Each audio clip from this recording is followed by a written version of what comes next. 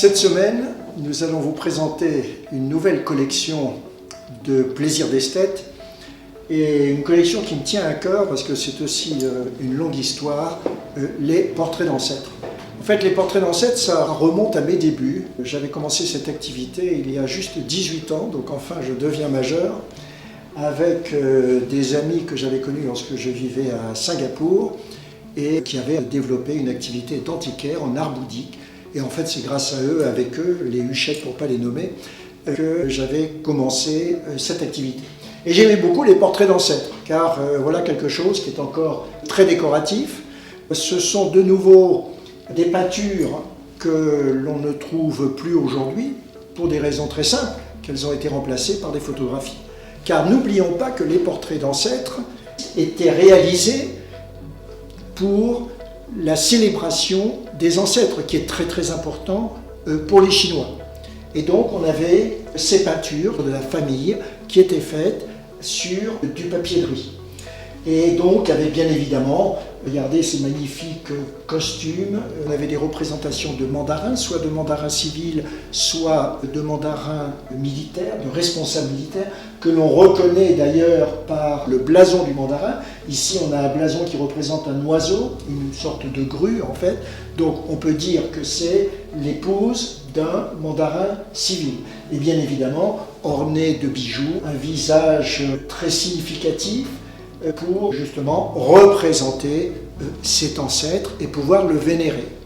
Alors ces portraits d'ancêtres étaient sur des rouleaux et justement on sortait ces rouleaux à l'occasion de ces célébrations, à l'occasion de grands événements familiaux et dans notre cas, parce que ça permet quand même de les mettre beaucoup plus en valeur, nous les avons fait encadrés. J'aime bien en parler parce que ça me rappelle justement il y a 18 ans, donc une période où j'étais dans mes débuts. Et en fait, ces portraits d'ancêtres, j'allais les acheter à l'époque à Macao.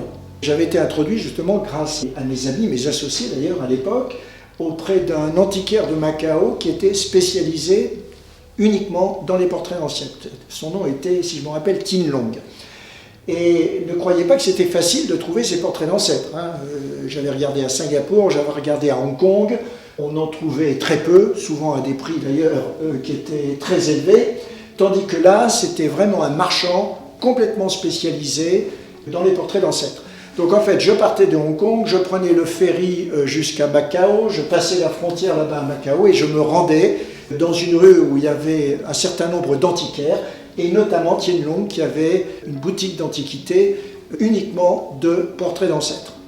Alors c'était une expérience, je dirais, pas seulement d'aller à Macao, qui a tout son charme, mais imaginez des centaines de portraits d'ancêtres qui étaient là, tous en rouleau, avec Tin Long qui ne parlait pas un mot d'anglais, donc il parlait uniquement chinois, qui allait chercher, j'imagine, son fils ou un gamin dans la rue pour essayer de faire la traduction, et c'est moi qui écrivais les factures, parce que là aussi, c'était le seul moyen d'avoir une facture en anglais.